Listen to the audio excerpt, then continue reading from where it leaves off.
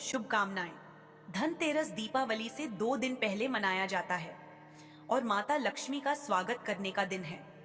कहा जाता है कि इस दिन जो व्यक्ति दीप जलाकर श्रद्धा से मां लक्ष्मी, श्री गणेश और माता सरस्वती की पूजा करता है, उसके घर में धन, ज्ञान और सौभाग्य स्थायी रूप से निवास करते हैं।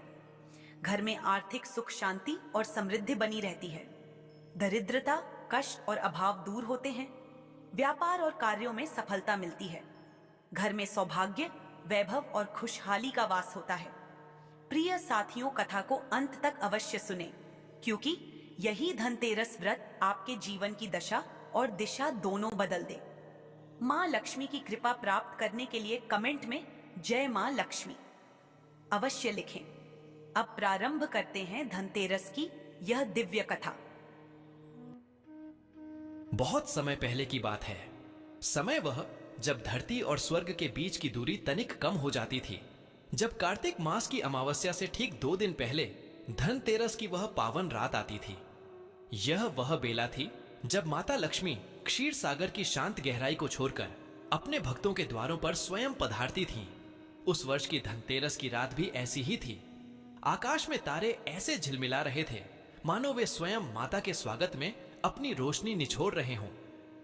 माता लक्ष्मी ने कमल पर अपना आसन छोड़ा और पृथ्वी की ओर प्रस्थान किया। उनके मुख पर एक दिव्य फिर भी गंभीर भाव था। वह जानती थीं कि आज की रात वह केवल धन की वर्षा नहीं करेंगी, बल्कि मनुष्यों के हृदयों की परख करेंगी। जब वह धरती के एक छोटे से नगर के ऊपर पहुंची तो उन्हें 2 बिल्कुल विपरीत दृश्य दिखाई दिए। एक ओर था भव्यता का शोर और दूसरी ओर थी गरीबी की सिसकती खामोशी। नगर के केंद्र में सेठ गोवर्धन का विशाल महल स्वर्ण और संगमरमर से बना चंद्रमा की रोशनी में दंभ से चमक रहा था। गोवर्धन नगर का सबसे धनी व्यापारी था। धन, धन और सिर्फ धन, यही उसके जीवन का एकमात्र मंत्र था। सेठ ने आज धनतेरस पर अपने महल को सजाने में कोई कसर नहीं छोड़ी थी। द्वार से लेकर आंगन तक सैकड़ों सोने के दीप जलाए गए थे। हां, शुद्ध सोने के दीप। इन दीपों की रोशनी इतनी तीखी थी कि आंखों को चुभती थी, पर उस रोशनी में कहीं भी प्रेम या शांति नहीं थी। माता लक्ष्मी ने देखा, सेठ गोवर्धन स्वयं अपने महल के मुख्य द्वार पर खड़े थे, सफेद धोती और कीमती आभूषणों से लदे हुए, परंतु उनके माथे पर अहंकार की ऐसी सिलवट थी कि मानो वह धन को भी चुनौती दे रहे हों।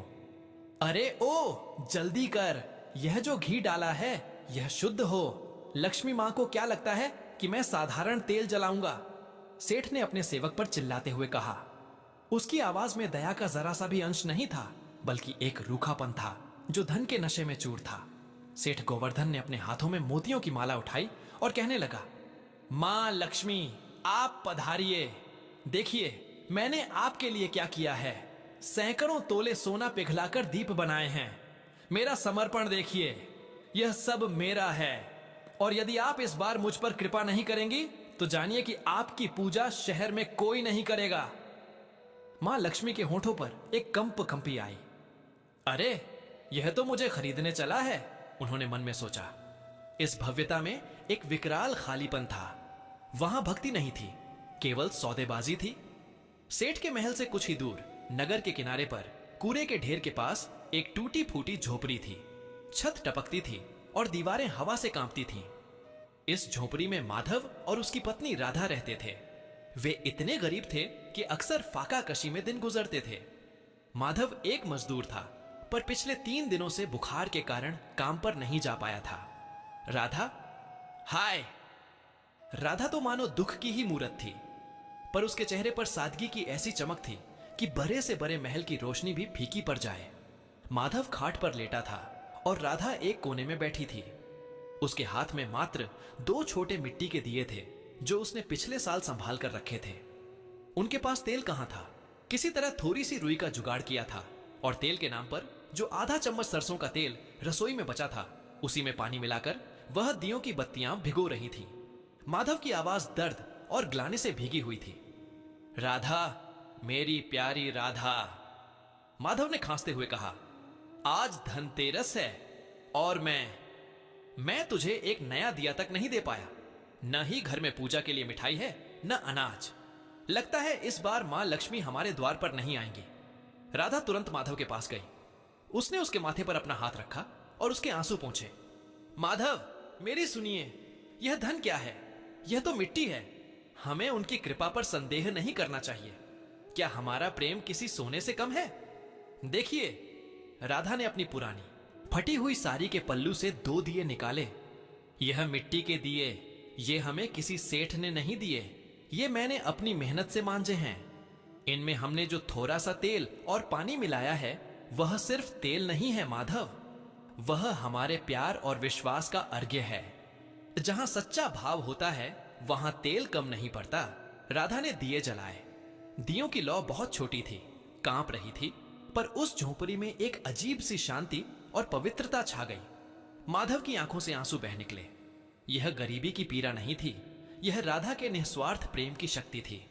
हाय राम, वह फुसफुसाया, तुम मुझे इतना क्यों प्रेम करती हो? मैं तुम्हें कुछ नहीं दे पाया। आप मुझे सब कुछ दे चुके हैं, मेरे जीवन के स्वामी।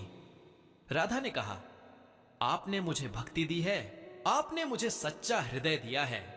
आज मां लक्ष्मी आएंगी तो वह सोना नहीं देखेंगी, वह देखेंगे कि इन कांपते दियों में हमारी भक्ति की लौ कितनी ऊंची उठ रही है। यह दृश्य देखकर माता लक्ष्मी के हृदय में करुणा का एक सैलाब उमड़ पड़ा। सेठ के महल की तेज अंधी रोशनी उन्हें चुभ रही थी, पर राधा के छोटे दिए उन्हें अपनी ओर खींच रहे थे। मां लक्ष्मी ने पहले सेठ गोवर्धन के द्वार पर उतरना उचित समझा। जैसे ही माता ने महल के आंगन में कदम रखा, सोने के दीपों की रोशनी अचानक फीकी पड़ गई। सेठ गोवर्धन दौड़ता हुआ आया। वह जमीन पर गिरा, पर उसके चेहरे पर कृतज्ञता नहीं, बल्कि अधिकार का भाव था। मां, आप पधारी, स्वागत है। मैंने कहा था ना, आप यहीं आएंगी। अब देखिए, मेरा खजाना। इस पूरे नगर में मेरी तरह किसी ने आपकी पूजा नहीं की। सेठ ने गर्व से छाती फुला ली। मां, लक्ष्मी ने धीरे से पूछा, हे पुत्र, तुमने यह महल, यह धन कैसे अर्जित किया? सेठ ने अकड़ कर कहा, पुरुषार्थ से, चालाकी से और अपनी बुद्धि से।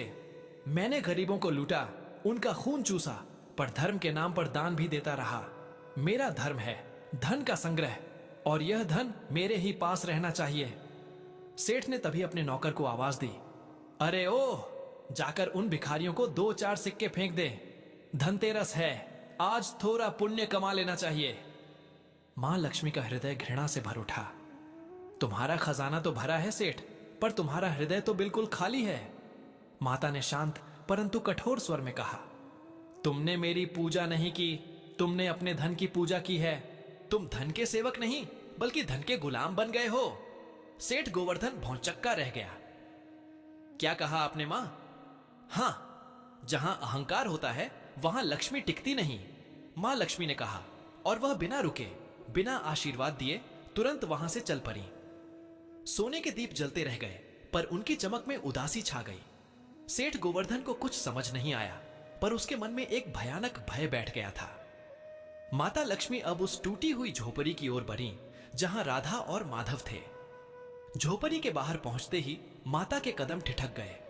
वहां कोई शोर नहीं था, कोई भव्य स्वागत नहीं, सिर्फ 2 छोटे दिए जो हवा में झोंके खा रहे थे। पर उन दियों के पास बैठी राधा और माधव भक्ति में लीन थे। राधा ने अपने हाथों को जोड़कर आंखें बंद करके टूटी हुई आवाज में भजन गाना शुरू किया था।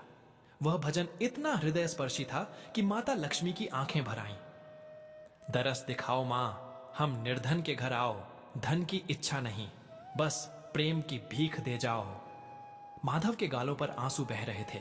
वह अपनी पत्नी की ओर देख रहा था। उसे लग रहा था कि वह इस लायक नहीं है कि उसकी पत्नी को इतना कष्ट सहना पड़े।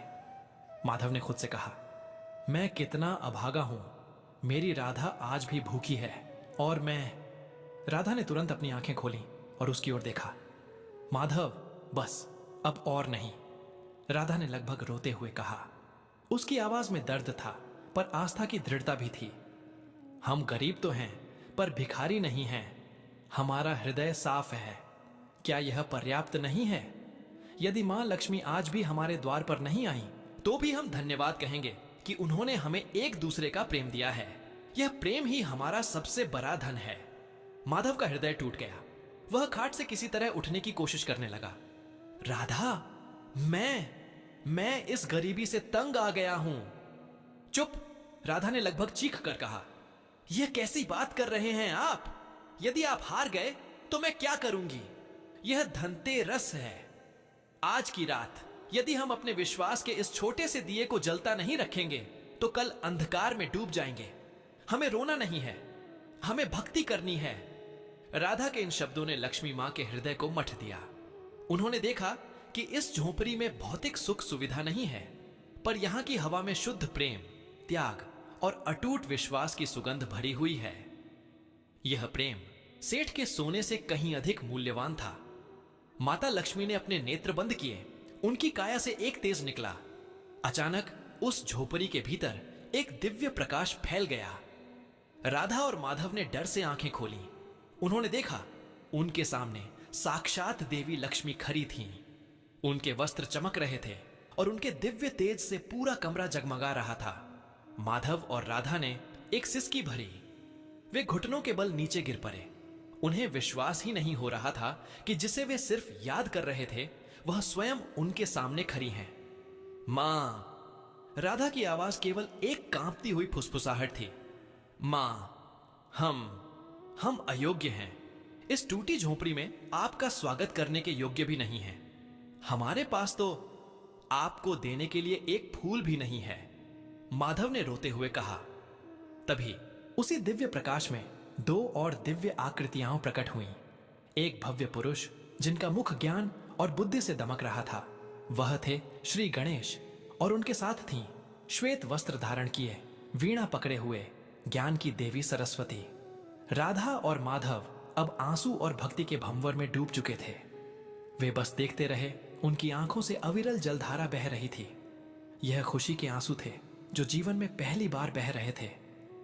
माता लक्ष्मी, श्री गणेश और सरस्वती ने उस छोटे से मिट्टी के दिए के चारों ओर अपना आसन ग्रहण किया। श्री गणेश ने अपनी सूंड उठाई और अत्यंत शांत स्वर में बोले, मां लक्ष्मी, आपने देखा यह धनतेरस की रात हमें क्या सिखाती है? मां लक्ष्मी ने अपने भावुक नेत्रों से राधा और माधव को देखा, जो भय और कृतज्ञता के मिश्रण से कांप रहे थे। तब देवी सरस्वती ने अपनी सहज मधुर वाणी में कहा, मां, जहां वह सेठ बैठा है वहां केवल अर्थ का घमंड है। उसने आपको पाने के लिए सारे नियम तोड़े, सारी मर्यादाएं लांघी। उसके महल में धन तो है, पर विवेक, बुद्धि और प्रेम हृदय नहीं है। फिर गणेश जी ने आगे कहा, और यहां देखिए मां, इनके पास न अन्न है न तेल, पर देखिए इन्होंने अपनी अंतिम पूंजी, अपना अनमोल प्रेम और विश्वास इस दिए में उड़ेल दिया है। यह दिया छोटा हो सकता है, पर इसकी लौ अमर है। मां, श्री गणेश और सरस्वती ने एक साथ हाथ जोड़े और मां लक्ष्मी से कहा, मां, जहां प्रेम और भक्ति है, जहां हृदय की सादगी और त्याग है, वहीं असली धन है। जहां हृदय शुद्ध नहीं, वहां आपका वास नहीं हो सकता। यह सुनकर राधा और माधव का सीना भर आया। राधा ने अपना चेहरा अपने हाथों से ढक लिया और फूट फूट कर रोने लगी। यह उनके जीवन की सबसे बड़ी उपलब्धि थी। उन्हें लगा उनकी गरीबी, उनका कष्ट सब आज सार्थक हो गया। माता लक्ष्मी आगे बढ़ी। उन्होंने राधा को उठाया और उसके आंसू पोंछे। मेरी प्यारी बेटी राधा, तुम रो मत। आज इस धनतेरस की रात तुमने मुझे वह सत्य सिखाया है जो मैं मनुष्यों को सिखाने आई थी। माता का स्वर प्रेम और करुणा से भरा हुआ था। उन्होंने माधव के माथे पर हाथ फेरा। माधव, जो अब तक दर्द और ग्लानि में डूबा था, उसे एक अद्भुत शांति महसूस हुई। उसका बुखार उतर गया, उसकी दुर्बलता दूर हो गई। मां लक्ष्मी भावुक होकर बोली, आज से यह जान लो कि धन का अर्थ केवल सोना, चांदी या हीरे नहीं है। धन का अर्थ है संतोष, स्नेह और विश्वास। जहां हृदय में सादगी है, जहां प्रेम का वास है, उसी झोपड़ी में मेरा स्थायी निवास होगा। सेठ के महल में केवल पैसों का कोलाहल है, पर तुम्हारी झोपड़ी में मेरे गणेश और मेरी सरस्वती भी स्वतः खिंचे चले आए, क्योंकि यहां सच्चा ज्ञान और सच्ची बुद्धि वास करती है। मां लक्ष्मी ने तब अपनी शक्ति से उस झोपड़ी को स्पर्श किया। देखते ही देखते वह टूटी छत स्वर्ण की हो गई। पर सबसे बड़ी बात यह हुई, उनके घर में अन्न के भंडार भर गए और वे दो छोटे मिट्टी के दिए जो प्रेम से जलाए गए थे, अब ऐसे जगमगाने लगे जैसे वे स्वयं सूर्य हों। राधा और माधव धन से अमीर नहीं हुए, वे संतोष और प्रेम से अमीर हुए। उनका हृदय पवित्र था और यही उनका सच्चा ऐश्वर्य बन गया। मां लक्ष्मी ने उन्हें आशीर्वाद दिया और कहा, पुत्रों, यह याद रखना, जहां प्रेम है वहां मैं हूं, जहां सादगी है वहां गणेश हैं, जहां भक्ति है वहां सरस्वती हैं। तुम तीनों का वास सदा यहीं रहेगा। और मां लक्ष्मी, गणेश और सरस्वती उस दिव्य प्रकाश के साथ अंतर्ध्यान हो गए। पीछे छूट गए राधा और माधव, जिनके चेहरों पर अब गरीबी की शिकन नहीं, बल्कि प्रेम से भरे संतोष की आभा थी। उधर सेठ गोवर्धन के सोने के दीप जलते रहे, पर उसके मन में भय और अहंकार ने ऐसा अंधकार पैदा कर दिया कि अगले ही पल उसका व्यापार घाटे में चला गया। उसका धन तो रहा, पर उसका सुख, उसका चयन और उसकी शांति हमेशा के लिए खो गई, क्योंकि उसने धन को नहीं, धन की देवी को अपमानित किया था। यह कथा हमें सिखाती है कि धनतेरस केवल भौतिक धन को पूजने का त्योहार नहीं है, यह है हृदय के धन को पहचानने का पर्व। सच्चा धन भौतिक नहीं, बल्कि आत्मिक होता है। प्रिय साथियों,